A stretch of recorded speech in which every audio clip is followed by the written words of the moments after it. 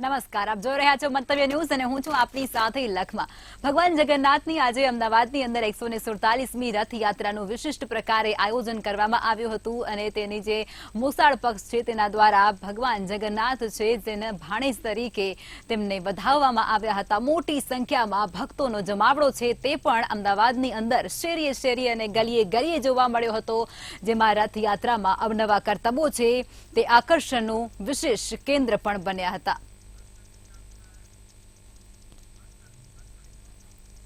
तो आज मुझे हर्ष संघवी શું કહી રહ્યા છે આવો તે સાંભળીએ। 147મી ઐતિહાસિક રથયાત્રા છે ત્યારે રાજ્યના ગૃહમંત્રી તે હાલમાં અમદાવાદ આવી પહોંચ્યા છે। આપણે સીધા જ વાત કરીએ તેની સાથે શું કહેવું છે? સૌ ભાવિ ભક્તોને ખૂબ ખૂબ શુભકામનાઓ।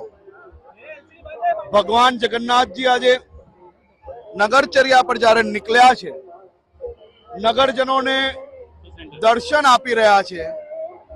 લાખોની જનસંખ્યામાં લોકો આજે ભગવાન જગન્નાથજીના દર્શન માટે શહેરની ગલીઓમાં જ્યારે પધારેલા છે, ત્યારે સૌ નગરજનો ખૂબ સારી રીતે ભગવાન જગન્નાથજીના દર્શન કરી શકે તે માટે તંત્ર દ્વારા, અમદાવાદ પોલીસ દ્વારા, ગુજરાત પોલીસ દ્વારા આ વ્યવસ્થાઓ કરવામાં આવી છે। આ વર્ષે નવી ટેકનોલોજીનો ઉપયોગ બી રથયાત્રામાં કરવામાં આવ્યો છે। આ ટેકનોલોજીની મદદથી ઓછામાં ઓછી ભીડ થાય, લોકો સરળતાથી દર્શન કરી શકે તે માટે બી વ્યવસ્થાનો પ્રયાસ કરવામાં આવ્યો છે। અમદાવાદ નગરજનોને બી આભાર માનું છું। ખૂબ જ આસ્થાપૂર્વક, ધૈર્યપૂર્વક ભગવાન જગન્નાથજીના દર્શન માટે તમામ વ્યવસ્થાઓમાં મદદ કરી રહ્યા છે। આજે આપણે સૌએ દ્રશ્ય જોયા છે કે આટલી મોટી આસ્થા અને વ્યવસ્થાની યાત્રા વચ્ચે એક 108 આવે, પોલીસ અને લોકલ લોકો એક જોડે મળીને ગણતરીની સેકન્ડમાં આ 108 ને રસ્તો આપે અને સારી રીતે 108 હોસ્પિટલ સુધી પહોંચી શકે। કોઈનું જીવ બચાવવાનું કારણ હજારો લાખો લોકો અને અમદાવાદ પોલીસ બની છે। સૌ નાગરિકોને ખૂબ ખૂબ અભિનંદન આપું છું। મુખ્યમંત્રી શ્રી ભૂપેન્દ્રભાઈ પટેલે આજે ટેકનોલોજીના માધ્યમથી સતત રથયાત્રાનું નિરીક્ષણ કરી રહ્યા છે। વહેલી સવારે ભગવાન જગન્નાથજી જોડે જેમને ખૂબ જ આસ્થા છે એવા દેશના લોકપ્રિય ગૃહમંત્રી આદરણીય શ્રી અમિત શાહજી એમના પરિવારજનો જોડે વર્ષો વર્ષથી વહેલી સવારની આરતી કરતા હોય છે। આજે બી પરિવારજનો જોડે આરતી કરી અને મુખ્યમંત્રી શ્રીએ રથનું પ્રયાણ કરાવ્યું। સૌ અમદાવાદના નગરજનોને, ગુજરાતના સૌ નાગરિકોને હું ખૂબ ખૂબ અભિનંદન આપું છું। જય જગન્નાથ, જય રણછોડ।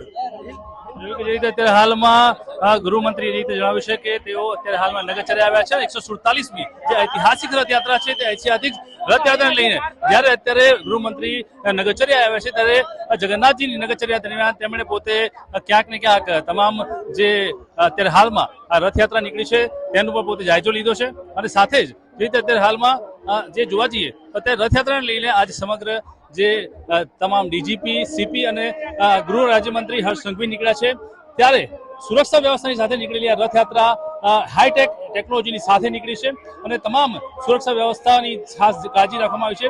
તેની સાથે જ જે નગરચર્યાની અંદર ગૃહ રાજ્યમંત્રીએ તમામ લોકોનો આભાર માન્યો છે અને રથયાત્રાને લઈને તમામ નગરજનોને અને રાજ્યવાસીઓને જય જગન્નાથ જણાવ્યા છે। કેમેરામેન જય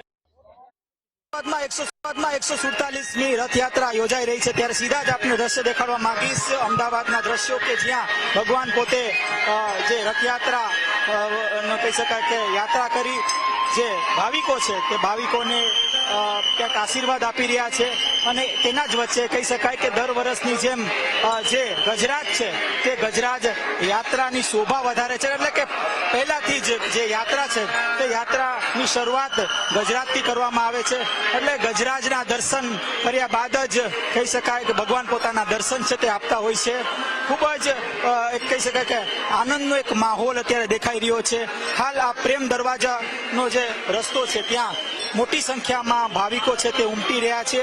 બાળકો છે તે અત્યારે પોતાના જે વાલીઓ સાથે, વડીલો સાથે તેઓ આવી ને ગજરાજના દર્શન કરી રહ્યા છે. ભગવાન આજે નગર યાત્રામાં નીકળ્યા હતા, સારસપુર મોસાળમાં રહ્યા અને હાલ તેઓ પરત નિજ મંદિર ફરી રહ્યા છે. ત્યારે કહી શકાય કે હાલ એક માહોલ ખૂબ એક આકર્ષક માહોલ દેખાઈ રહ્યો છે. ગજરાજ છે તે નીકળ્યા છે ભગવાનની સાથે આવે છે. આજ ગજરાજના દર્શન થી જ લોકોની સુખ સમૃદ્ધિમાં વૃદ્ધિ થાય છે. માટે લોકો છે તે ગજરાજના દર્શન કરતા હોય છે. આ સાથે ગજરાજને ભેટ આપતા હોય છે, ગજરાજને કહી શકાય કે ફળ પણ આપતા હોય છે. એટલે કે ગજરાજ પ્રતીક છે અને આ શુભતાના પ્રતીક વચ્ચે હાલ રથયાત્રા ક્યાંક નીકળી છે અને મોટી સંખ્યામાં લોકો ભગવાનના તો દર્શન કરે છે, આ સાથે ગજરાજના પણ દર્શન કરે છે, જેથી પોતાનું જે જીવન છે તે દિવ્યતાથી તેઓ અનુભૂતિ કરી શકે. કેમેરા પર્સન લલિત વ્યાસ સાથે ધ્રુવ કુંડેલ, અમદાવાદ. તો નગરના નાથ જ્યારે નગરની ચર્ચા અર્થે નીકળ્યા છે. વહેલી સવારથી જ અષાઢી બીજના દિવસે ભગવાન જગન્નાથ તેમના ભાઈ બલભદ્ર અને સુભદ્રાજી સાથે નગરની ચર્ચા કરવા માટે નગરમાં નીકળ્યા છે. ત્યારે તેમના રથ છે તે અત્યારે સરસપુર બાદ હવે દરિયાપુરના વિસ્તારમાં પહોંચ્યા અને ત્યાર દરિયાપુરની અંદર પણ લોકોની ભારે ભીડ ત્યાં ઉપસ્થિત જોવા મળી રહી છે. તમામ લોકોમાં અનેરો ઉત્સાહ છે તે અહીં વર્તાઈ રહ્યો છે. આ જે રથયાત્રા છે તેની શોભા વધારનારા જે ગજરાજ છે, 18 જેટલા ગજરાજ છે તે આ રથયાત્રાની અંદર જોડાયા છે અને તે પણ એક આકર્ષણનું કેન્દ્ર બન્યા છે. સાથે જ જગન્નાથની જ્યારે રથયાત્રા હોય છે ત્યારે અખાડા છે તેનું વિશેષ મહત્વ હોય છે અને તેઓ પોતાના અવનવા કરતબ દેખાડતા હોય છે અને લોકોને મંત્રમુગ્ધ તેમના કરતબથી કરતા હોય છે. તેની અંદર 30 જેટલા જે અખાડા છે તે પણ અહીં ખાસ જોવા મળી રહ્યા હતા. ત્યારે દરિયાપુરમાં રથયાત્રા નીકળતા જ લોકોમાં ખુશીનો માહોલ છે તે ચારે કોર છવાઈ ચૂક્યો છે. જય જગન્નાથના નાદ સાથે સમગ્ર જે દરિયાપુર છે તેના વિસ્તારના જે લોકો છે તે અત્યારે ખૂબ જ ઉત્સાહમાં જય જગન્નાથના નાદ સાથે આખો જે વિસ્તાર છે તેને ગરજાવી રહ્યા છે. આ સાથે જ 18 જેટલી જે ભજન મંડળીઓ છે તે પણ વિશેષ પ્રકારે જગન્નાથની જે રથયાત્રા છે તેની અંદર જોડાય છે. ત્યારે આ રથયાત્રામાં પોલીસનો પણ ચુસ્ત બંદોબસ્ત ગોઠવવામાં આવ્યો છે. કોઈ પણ પ્રકારનો અનિચ્છનીય બનાવ ન બને તે માટે ખાસ કરી અને વ્યવસ્થા તમામ પ્રકારે કરવામાં આવતી હોય છે. 3 મહિના પહેલા રથયાત્રાને લઈ અને પૂર્વ તૈયારીઓ છે તે અમદાવાદ શહેરની અંદર યોજવામાં આવી હતી અને ત્યારબાદ જે ક્ષણ જે ઘડીની રાહ 3 મહિના પહેલા જોવાતી હતી તે ક્ષણ આજે આવી ચૂક્યો છે. જય જગન્નાથ, જય રણછોડ. જેવી રીતે વાર્તા બાકી છે એ આપણે થોડું આગળ વધારીએ. સુભદ્રાજી દ્વારકા આવ્યા લગ્ન પછી પહેલી વાર અને એમણે ઈચ્છા પ્રગટ કરી કે નગરચર્યા કરવી છે. હવે જ્યારે બેનની ઈચ્છા થાય તો ભાઈઓથી તો ના પડાયા જ નહીં. એ તો અત્યારે બી આપણી પાસે રાઈટ નથી, ત્યારે બી નહોતો. તો બેનની ઈચ્છાને માન આપીને શ્રી કૃષ્ણ અને શ્રી બલરામ સરસ રથ તૈયાર કર્યો બેન માટે અને એમને રથમાં બેસાડ્યા. આગળ શ્રી કૃષ્ણ બેઠા આગળના રથમાં અને પાછળના રથમાં બલરામ બેઠા અને આ ત્રણેય નગર યાત્રા કરવા માટે નીકળી ગયા. તમને ખબર હશે કે ભગવાનની ત્રણેય મૂર્તિઓ સામાન્ય મૂર્તિઓ કરતાં થોડી અલગ છે અને આ ત્રણેય મૂર્તિઓ અલગ કેમ છે એની પાછળની એક વાર્તા છે, આપણે એ સાંભળીએ. રાજા ઇન્દ્રધુમ્ન એમના પરિવાર સાથે લાચલ સાગર પાસે ઓરિસ્સામાં રહેતા હતા. ઘણા વર્ષોથી આ રાજ કરતા હતા અને સરસ રીતે રાજ કરતા હતા. એમને એક વિચાર આવ્યો કે કેમ નહીં ભગવાનની ભક્તિને આગળના લોકો સુધી પહોંચાડવામાં આવે અને એમણે શું કર્યું હતું કે એમણે વિચાર્યું કે હું ભગવાનની એક સરસ મૂર્તિઓ બનાવડાવીશ અને જેને હું સ્થાપિત કરીશ. પણ આ વિચાર કરવો કેવું કામ કરવું કે એમનું ખબર નથી. આમાં વર્ષો નીકળી ગયા. હવે થયું શું કે એક મોટું કાષ્ઠ સમુદ્રમાં તરતું તરતું એમની પાસે આવ્યું અને આ કાષ્ઠ આવતા અચાનક જ એમને અંતરસ્ફૂર્ણા થઈ. એમને થયું કે ભાઈ અચ્છા ઓકે હવે હું છે ને લાકડાની મૂર્તિ બનાવતો કેવું, અને એમણે લાકડાની મૂર્તિ બનાવવાનો વિચાર એક નિર્ણય લીધો. હવે લાકડાની મૂર્તિ બનાવવા માટે તો કલાકારો એ સમયે બહુ બધા હતા, પણ આ જેવા તેવા વ્યક્તિની મૂર્તિ નથી બનાવવાની. આ જગન્નાથની મૂર્તિ બનાવવાની છે અને એ મૂર્તિ બનાવવા માટે જેવું તેવો શિલ્પી ના જોઈએ. એટલે એક સંપૂર્ણ જેને કળાનું જ્ઞાન હોય એવા શિલ્પીની શોધ ચાલુ થઈ, પણ શિલ્પી મળ્યો નહીં. કહેવામાં એવું આવે છે કે ભગવાન જગન્નાથે પોતાના શિલ્પી એટલે કે કોણ, તો કે આપણને ખબર જ છે કે શિલ્પી કોણ છે ભગવાનના, બરાબર. તો ભગવાનના શિલ્પી વિશ્વકર્મા દેવને એમણે રૂપ બદલી રાજા પાસે મોકલ્યા અને જે વિશ્વકર્મા ભગવાન હતા એ વૃદ્ધ વ્યક્તિનું રૂપ લઈને નગરના રાજા નરેશ પાસે જઈને કીધું કે ભાઈ હું મૂર્તિ બનાવીશ. જોયું એમની કળાને ચેક કરી અને હા કીધું કે ચાલો તમે બનાવો. પણ બોલે મારી કન્ડિશન ખાલી એટલી જ છે, મારી શરત ખાલી એટલી જ છે કે 21 દિવસ સુધી જ્યાં સુધી હું મૂર્તિ બનાવીશ ત્યાં સુધી કોઈ પણ વ્યક્તિએ મારા ઘરમાં પ્રવેશવું નહીં. રાજા અને રાણીએ આ શરતનો સ્વીકાર કર્યો અને જ્યાં અત્યારે મંદિર છે જગન્નાથ ભગવાનનું પુરીમાં મંદિર, એની બાજુમાં એમને એક ઘર આપવામાં આવ્યું અને ત્યાં આગળ એમને કીધું કે ભાઈ તમે અહીંયા મૂર્તિ બનાવો અને ઘરના દરવાજાને બંધ કરવામાં આવ્યા. 1 દિવસ થઈ ગયા, 2 દિવસ થઈ ગયા, 4 દિવસ થઈ ગયા. હવે રાણીને વિચાર આવે કે યાર આ શિલ્પી અંદર ગયા છે અને વૃદ્ધ પણ છે અને આટલા બધા દિવસથી અંદર છે તો ભૂખ્યા તો શું કરશે, એમ જોતા તો 15 દિવસ થઈ ગયા અને આ વ્યક્તિ તો બહાર જ ના આવે. તો લાગ્યું કે નક્કી હવે આ શિલ્પી રહ્યા નહીં હોય, એમનો સ્વર્ગવાસ થઈ ગયો હશે. તો જોવા માટે રાજા અને રાણી બંને દોડીને ત્યાં ગયા અને જેવો જ બારણું ખોલ્યું તો શિલ્પી તો હતા જ નહીં, શિલ્પી તો અદૃશ્ય થઈ ગયા હતા. પણ 3 મૂર્તિઓ હતી જે મૂર્તિઓ અર્ધનિર્મિત હતી અને તો આ જોઈને રાજા અને રાણી બહુ જ દુઃખી થયા અને તો રડવા માંડ્યા. ત્યાં જ આકાશવાણી થઈ અને આકાશવાણીમાં શું થયું કે ભવિષ્યવાણી એવી થઈ કે રાજા તમે દુઃખી ના થાવ, આ મારી ઈચ્છાથી મૂર્તિ આવી રીતે બની છે. હવે તમે આ જ મૂર્તિને સુંદર મજાના પંચામૃતના દ્રવ્ય વડે પવિત્ર કરો અને આની સ્થાપના કરાવો. મારે આ મૂર્તિ અને આ જ રૂપમાં સમાજનું પોષણ કરવું છે અને સમાજ કલ્યાણ કરવું છે. આ વાતથી રાજા હર્ષિત થયા અને ત્યારથી આપણે જોઈએ છીએ કે ભાઈ ઓરિસ્સામાં પુરીમાં ભગવાન જગન્નાથની પૂજા કરવામાં આવે છે.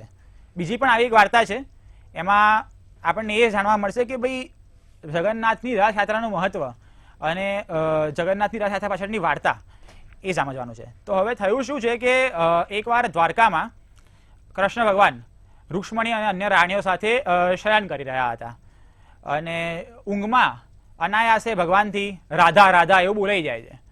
હવે આ રાધા રાધા સાંભળ્યા પછી સ્વાભાવિક છે યાર, કોઈ પણ પત્ની પણ જ્યારે એવું સાંભળે કે આ ભગવાન તો રાધાનું નામ લઈ રહ્યા છે તો એમને એવું થાય કે ભાઈ એવું તો શું હશે રાધામાં કે હજુ સુધી લગ્ન થઈ ગયા છે, આટલા સમય થઈ ગયા છે છતાં પણ ભગવાન રાધાને નથી ભૂલ્યા. હવે આનો જવાબ આપે કોણ? ભગવાન પોતે તો ના આપે, કેમ કે ભગવાનને પૂછે તો ભગવાન તો આપણને ખબર જ છે કેટલા મોજીલા છે અને કેવી રીતે વાતો ફરાઈ દેતા હતા, આપણે વાર્તાઓ સાંભળેલી છે. તો હવે બધી રાણીઓ મળે છે અને વિચાર કરે છે કે ભાઈ આપણે આટલી પૂજા કરી, ભગવાનની આટલી સેવા કરી, છતાં પણ નથી થઈ રહ્યું, નથી આપણા કૃષ્ણ ભગવાન રાધાને યાદ કરી રહ્યા છે.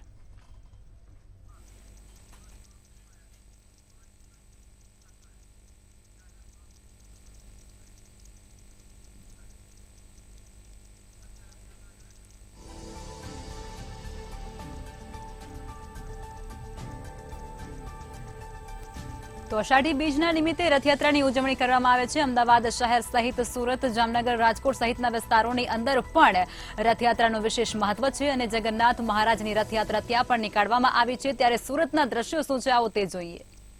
સુરતમાં રથયાત્રાની તૈયારી થઈ ચૂકી છે. ભગવાન જગન્નાથ, ભાઈ બલભદ્ર અને બહેન સુભદ્રા સાથે તેઓ નગર ચર્ચા પર નીકળી ચૂક્યા છે. જોઈ શકો છો કે સુરત રેલવે સ્ટેશનથી જહાંગીરપુરાના ઇસ્કોન મંદિર સુધીની છે આ યાત્રા છે તે યોજાઈ રહી છે અને મોટી સંખ્યામાં ભક્તજનો છે તે ઉમડી રહ્યા છે અને ભક્તજનો છે તે ભગવાનના દર્શન કરવા આતુર બન્યા છે અને ભગવાનનો જે રથ છે તે કયા પ્રકારે, કેટલો સુંદર પ્રકારે તૈયાર કરવામાં આવી રહ્યો છે અને જે ભક્તજનો છે તે આતુરપૂર્વક ભગવાનની આ રેલીમાં જોડાઈને પોતાનું યોગદાન આપી રહ્યા છે અને જેઓનું રથ છે તે રથ પ્રકારે જોઈ શકો છો કે તૈયાર કરવામાં આવી રહ્યું છે અને આ સાથે સાથે સુરક્ષાની અને સલામતીનો પણ ખ્યાલ રાખવામાં આવ્યો છે. પોલીસ બંદોબસ્ત ગોઠવી દેવામાં આવ્યો છે. સંપૂર્ણપણે પોલીસ બંદોબસ્ત જે છે તે ગોઠવી દેવામાં આવ્યો છે. સુરક્ષાની અને સલામતીનો પણ ખ્યાલ રાખવામાં અહીં આવી રહ્યો છે. વર્ષોથી એવી માન્યતા પણ કહેવામાં આવી રહી છે કે રથયાત્રા દરમિયાન ભગવાનના દર્શન કરવાથી પાપનો નાશ થાય છે અને તમારું મન શુદ્ધ થાય છે. ભગવાન જગન્નાથ યાત્રાનું આયોજન છે તે 10 દિવસ પહેલાથી જ કરવામાં આવતું હોય છે અને જણાવી દો કે નગર ચર્ચાએ નીકળે ત્યારે નગર અને ભક્તો એક અલગ જ રંગ અને ઉલ્લાસમાં જોવા મળતા હોય છે. રથયાત્રામાં અનેક રંગો જોવા મળી રહ્યા છે અને રથયાત્રામાં લોકો ભક્તિભાવના રંગમાં રંગાયેલા હોય તે પ્રકારે જોવા મળી છે. ત્યારે આપણા વચ્ચે ભક્તજનો પણ ઉપસ્થિત છે. વાત કરીશું, કેવું લાગી રહ્યું છે રથયાત્રામાં? બહુ સરસ લાગી રહેલું છે. શું કહેશો રથયાત્રાના આયોજન વિશે? આયોજનમાં તો હવે દર વર્ષે જે નીકળે છે જગન્નાથપુરીનો રથ એ સુરતવાસીઓ ખૂબ શુભ આનંદથી ઉત્સવ બનાવી રહેલા છે.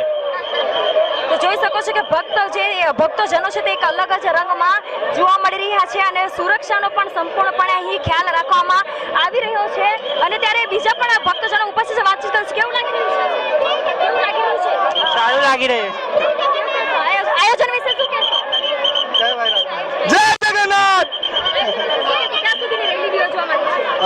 ખબર નથી મને. તો જોઈ શકો છો કે ભક્તો છે તે પોતાના એક અલગ જ રંગમાં રંગાઈ ચૂક્યા છે અને મોટી સંખ્યામાં ભક્તજનો અહીં જોડાઈ ચૂક્યા છે. આજે રેલી છે તે રેલવે સ્ટેશન થી લઈને જહાંગીરપુરા ઇસ્કોન મંદિર સુધી યોજવામાં આવી રહી છે. જણાવી દઉં કે 40,000 થી 50,000 લોકો માટે પ્રસાદીનું પણ આયોજન કરવામાં આવ્યું છે. સુરક્ષા સલામતીનું પણ આયોજન કરવામાં આવ્યું છે. કેમેરા પર્સન સતીશ પાટીલ સાથે પૂજા નિશાળ, મંતવ્ય ન્યૂઝ સુરત. તો આ દ્રશ્ય તમે નિહાળ્યા તે અત્યારે સુરતના હતા અને સુરતની અંદર પણ અત્યારે જે માહોલ જામી ચૂક્યો છે તેમાં લોકોની ભારે ભીડ જોવા મળી રહી છે. લોકોમાં ત્યાં પણ અનેરો ઉત્સાહ જોવા મળી રહ્યો છે. અષાઢી બીજ નિમિત્તે સુરતની અંદર પણ રથયાત્રાનું વિશેષ પ્રકારે આયોજન કરવામાં આવ્યું હતું, જેની અંદર લોકો ખૂબ જ આનંદથી જોડાયા હતા. હવેના આ દ્રશ્યો છે તે અમદાવાદ શહેરના છે, અમદાવાદના દરિયાપુર વિસ્તારના છે, જ્યાં અત્યારે રથયાત્રા પહોંચી ચૂકી છે. 3 રથો છે, જેમાં ભગવાન સવાર છે તે રથ અત્યારે દરિયાપુરમાં પહોંચી ચૂક્યા છે અને તેને જ લઈ અને દરિયાપુરની અંદર પણ જે લોકો છે તેમાં અનેરો ઉત્સાહ જોવા મળી રહ્યો છે. પ્રેમ દરવાજાથી ટ્રક છે તે અત્યારે આગળ આવી રહ્યા છે તે પ્રકારના દ્રશ્યો પણ સામે આવશે. ત્યારે પોલીસના ચુસ્ત બંદોબસ્ત વચ્ચે આ સમગ્ર જે આખી રથયાત્રા છે તેને આયોજન તેમનું કરવામાં આવ્યું છે અને મોટી સંખ્યામાં લોકો પણ અહીં ઉપસ્થિત જોવા મળી રહ્યા છે. 18 જેટલા ગજરાજ હાથીઓ છે તેને પણ આ રથયાત્રા માટે તૈયાર કરવામાં આવ્યા છે. આ સાથે જે આ કરતબો છે જે તમે અત્યારે સ્ક્રીન પર પણ જોઈ રહ્યા છો, ખૂબ જ આકર્ષણ ફેલાવે તેવા પ્રકારના આ દ્રશ્યો ત્યારે સામે આવી રહ્યા છે. રથયાત્રાને લઈ અને 3 મહિના પહેલા તૈયારીઓ પણ કરવામાં આવતી હોય છે. ત્યારે આ રથયાત્રાની અંદર વિશેષ પ્રકારે ગૃહ રાજ્યમંત્રી હર્ષ સંઘવી પણ ખાસ ઉપસ્થિત રહ્યા છે અને અમિત શાહ પણ દરિયાપુરમાં જે ચોકી છે ત્યાં ખાતે પહોંચી ચૂક્યા છે. એટલે કે જે મોટા નેતાઓ છે, દિગ્ગજો છે તે પણ આ રથયાત્રામાં આવતા હોય છે. એટલે રથયાત્રાનું જે મહત્વ છે તે ખૂબ જ અનેરું રહેલું છે. એવું કહેવામાં આવે છે કે ભારતની અંદર ઓડિશા અને પુરીની રથયાત્રા બાદ જે અમદાવાદની રથયાત્રા છે તે સૌથી મોટી બીજી રથયાત્રા માનવામાં આવે છે અને અહીં જે લોકોનો ધસારો જોવા મળે છે તે પુરી બાદ બીજા નંબરે અહીં આવતું હોય છે. ત્યારે અમદાવાદ સિવાય પણ રાજ્યની અંદર અનેક જે જિલ્લાઓ છે ત્યાં પણ જે કૃષ્ણ ભક્તો છે, જે ભગવાન જગન્નાથને માનનારા ભક્તો છે તે અહીં રથયાત્રાનું આયોજન કરતા હોય છે. તો જે વાર્તા આપણે અધૂરી છોડી હતી ત્યાંથી પાછું ચાલુ કરીએ. તો થોડું તને રિમાઇન્ડ કરાવી દઉં.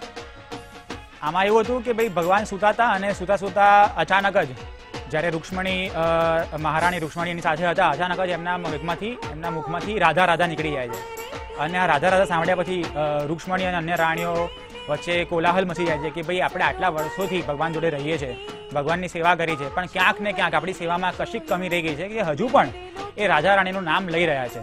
હવે સવાર પડી ગઈ. સવારે એમણે ઈચ્છ્યું કે ભાઈ હું કૃષ્ણ ભગવાનને પોતે પૂછી લઉં કે ભાઈ પ્રભુ તમે આ રાજાનું નામ લેતા હતા એનું કારણ શું, પણ એમની જીભ ઉપડી નહીં, એ ના પૂછી શક્યા કોઈ કારણસર.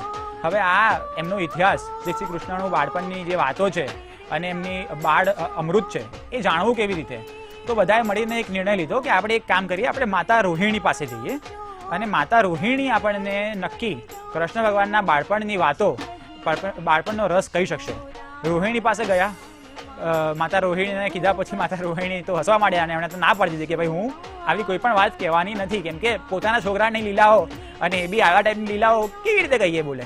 પણ બહુ વિનંતી પછી રોહિણી માતાએ બેસાડ્યા અને કીધું કે હું તમને પ્રભુની બાળપણથી લઈને અત્યાર સુધીની બધી જ લીલાઓ કહું છું, સાંભળો, પણ મારી શરત એટલી જ છે કે આ લીલાઓ આપણે સાંભળીએ ત્યારે આ રૂમમાં ખાલી હું અને બધી રાણીઓ આટલા જ રહેશે, અંદર આ ઓરડામાં કોઈ આવશે નહીં. તો હવે ઓરડાની રખવાડી કરવા માટે સુભદ્રાને બહાર પહેરો કરવા માટે ઊભા રાખી દીધા અને કોઈમાં કૃષ્ણ કે બલરામને પણ અંદર એન્ટ્રી નથી. આવું સાંભળીને તો સુભદ્રા વધારે ચુસ્ત થઈ ગયા અને ઊભા રહી ગયા. જેવી વાત ચાલુ થઈ અને અવાજ બહાર સુધી જતો હતો, સુભદ્રા પણ ખોવાઈ ગયા, ભક્તિમાં લીન થઈ ગયા અને એટલામાં બલરામ અને કૃષ્ણનું ત્યાં આવું થયું. કૃષ્ણ અને બલરામ જેવા ત્યાં આવ્યા, સુભદ્રાએ એમને જોઈ લીધું, પણ સુભદ્રાએ કીધું કે જો અંદર તો જવાનું નથી, પણ બહાર બેઠા બેઠા આપણે વાતો સાંભળીએ છીએ અને અમને મજા આવી રહી છે, તમે પણ સાંભળો. અને એ લોકો પણ ભગવાનની બાળ લીલામાં લીન થઈ ગયા. એ સમયે ત્યાં નારદ ભગવાન આવ્યા અને નારદ ભગવાને આ દ્રશ્ય જોયું. આ દ્રશ્ય જોઈને એમને મનમાં એક ભાવ જાગ્યો. જે રીતે ભગવાનની આંખો મોટી થઈ ગઈ હતી, ત્રણેયની, સુભદ્રા ભગવાન માતાની આંખો, કૃષ્ણની આંખો અને બલરામજીની આંખો, આ ભગવાનનું જે રૂપ છે બહુ અદ્ભુત રૂપ છે. આ વિહવળ કરી નાખે, ભાવ વિહવળ કરી નાખે એવું રૂપ છે. તો નારદજીએ પ્રભુને પ્રાર્થના કરી કે પ્રભુ તમારું આ રૂપ આવનારા મનુષ્યને પણ દેખાય એવી મારી પ્રાર્થના છે, તો કૃપા કરીને આ રૂપમાં તમે અહીંયા વિરાજમાન થાઓ. અને નગરજનોને અને લોકોને દર્શન આપો. આ વસ્તુને માન આપીને ભગવાન ત્યાં આગળ વિરાજિત થઈ ગયા. તો 147 વર્ષ જૂની આ ભગવાન જગન્નાથની આપણી પાસે ઇતિહાસ છે. અને આપણને ખબર છે કે નરસિંહદાસજીએ પ્રથમવાર સન 1878માં જેમને સપનું આવ્યું હતું અને નાના પાયા પર રથયાત્રા શરૂ કરી હતી. હવે એ નાના પાયા પર જે શરૂ કરી હતી, પાયા મૂક્યા હતા, એ પાયાનો વ્યાપ એટલો બધો વિસ્તરી ગયો છે, વધી ગયો છે કે હવે તો શ્રદ્ધાળુઓ દિન દુગની રાત ચોગની એવી રીતે વધતા રહ્યા છે. અને વિશ્વની તો નહીં, જો કે વિશ્વની કહેવામાં પણ કોઈ અતિશયોક્તિ નથી, પણ ભારતની તો બીજા નંબરની સૌથી મોટી રથયાત્રા છે. આપણને ખબર છે કે ભારત સિવાય પણ હવે વિશ્વમાં અલગ અલગ જગ્યાએ રથયાત્રા થઈ રહી છે, જેમ કે લંડન છે, સ્કોટલેન્ડ છે, અમેરિકામાં પણ કેટલીક જગ્યાએ છે થઈ રહી છે. એનો શ્રેય પ્રભુપાદજીને જાય છે. હવે જગન્નાથ ભગવાનની સ્થાપના એટલે જગન્નાથ ભગવાનના મંદિરની સ્થાપના અમદાવાદમાં કોણે કરી હતી તો કે એનો ઇતિહાસ 450 વર્ષ જૂનો છે. આ મંદિરની સ્થાપના સારંગદાસજી મહારાજે કરી હતી અને કદાચ એમના જ નામે એ વિસ્તારનું નામ સારંગપુર પાડવામાં આવી રહ્યું છે. એ જગ્યાએ પહેલા હનુમાનજીનું મંદિર હતું. તારીખ 1 જુલાઈ 1878માં પ્રથમવાર જ્યારે રથયાત્રા થઈ હતી તો હનુમાનજીની પરમિશન સાથે એટલે કે હનુમાનજીની આજ્ઞા સાથે એ જગ્યાએ ભગવાન જગન્નાથનું મંદિર હવે વિકસાવવામાં આવ્યું હતું. અને આપણને ખબર છે જગન્નાથ મંદિરે તો અમદાવાદીને પૂછવું જ ના પડે, ગયા જ હોય તો એમણે જોયું હશે કે નીચે હનુમાનજીનું પણ એક સરસ સુંદર મજાનું મંદિર છે. એટલે કહેવામાં આવે છે કે ભાઈ જગન્નાથ ભગવાનની જ્યારે આપણે પૂજા પ્રાર્થના કરીએ તો હનુમાનજીને પણ વિશેષ સ્થાન આપવું પડે. આની જ એક વાર્તા ઓરિસ્સાની પણ છે. આપણને ખબર છે કે ભાઈ જો સાંભળ્યું હોય તો કે પુરીના જગન્નાથ ભગવાનમાં જે હવાનો વેગ છે એ ઊંધી દિશામાં વહે છે. તો આના પાછળનું કારણ શું હોઈ શકે? જોકે આ જે મંદિર છે એના પોતાની જાતમાં જ એક અદ્ભુત મંદિર છે. અલગ અલગ પ્રકારના ચમત્કારો ત્યાં થતા રહે છે અને થતા રહેશે. ત્યાં સમુદ્રનો જે અવાજ છે એ અવાજ મંદિરના પહેલા પગથિયા સુધી આવે છે, પણ જેવું જ પગથિયું આપણે ઓળંગીએ એટલે અવાજ બંધ થઈ જાય છે. તો એની પાછળનું કારણ સ્પષ્ટ છે. એક વખત ભગવાન જગન્નાથ આરામ કરતા હતા મંદિરમાં, જગન્નાથ મંદિરમાં, અને તેમને ઊંઘ નથી આવતી. અને એ સમયે રામદૂત હનુમાન, હવે રામદૂત હનુમાન કહેવાનો મારો મતલબ એ છે કે હનુમાનજીને તો ખબર જ છે કે ભાઈ શ્રી રામ હોય કે શ્રી કૃષ્ણ હોય, આ બધા જ નારાયણના સ્વરૂપ છે. અને રામ ભગવાનની આજ્ઞાથી એ ચિરકાળ સુધી હનુમાનજી શ્રી વિષ્ણુના દરેક અવતારની સમક્ષ તેમની સહાયતામાં ઊભા છે. તો હનુમાનજીએ પૂછ્યું કે પ્રભુ તમને ઊંઘ ના આવવાનું કારણ શું છે? અને તેઓ તો ગયા. તો પ્રભુએ કીધું કે કેમ કે આ મંદિરની પાસે જ દરિયો છે અને દરિયાના અવાજના કારણે મને ઊંઘ નથી આવતી. તો એના કારણે પ્લીઝ આનું તમે કોઈ જો